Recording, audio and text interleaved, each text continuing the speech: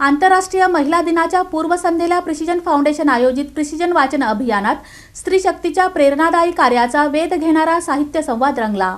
आंतरराष्ट्रीय महिला दिनाच्या पूर्वसंध्येला प्रिसिजन फाउंडेशन आयोजित प्रिसिजन वाचन अभियानात स्त्री शक्तीच्या प्रेरणादायी कार्याचा वेध घेणारा साहित्य संवाद रंगला। डॉक्टर निर्मल कुमार फडकुले सभागृहात झालेल्या या कार्यक्रमात लेखक पत्रकार अमरीश मिश्र यांनी लता मंगेशकर, दुर्गा भागवत आणि शोभा गुरटू यांच्या कार्याचा उल्लेख करत रसिकांना प्रेरित केले। कार्यक्रमात मिश्र यांच्या निवडक लेखांचे अभिवाचन प्रसाद फणसे यांनी केले। यावेळी लता मंगेशकर यांच्या स्वरांनी देशाला सांस्कृतिक बंधनात बांधल्याचे मिश्र यांनी सांगितले। तसेच दुर्गा भागवत यांच्या निर्भीड भूमिकेचा आणि शोभा गुरटू यांनी ठुमरी दादरा गायकीला महाराष्ट्रात दिलेल्या ओळखीचा उल्लेख करण्यात आला।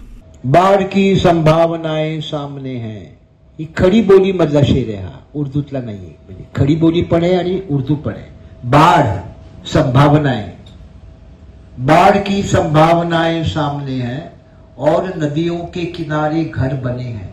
कार्यक्रमाच्या प्रारंभी माधव देशपांडे यांनी प्रास्ताविक केले, तर प्रिसिजन फाउंडेशनच्या अध्यक्ष डॉक्टर सुहासिनी शाह यांनी मान्यवरांचे स्वागत केले। साहित्य, संगीत आणि आठवणींच्या संगमाने ही संध्याकाळ रसिकांसाठी संस्मरणीय ठरली।